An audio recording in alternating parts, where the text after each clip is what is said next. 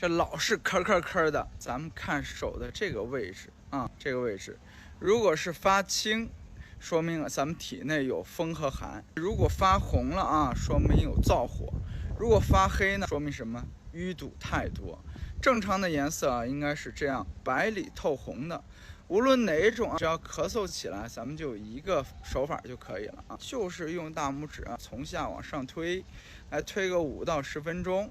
推一会儿啊，咱们肚子咕噜咕噜叫，哎，就不咳了。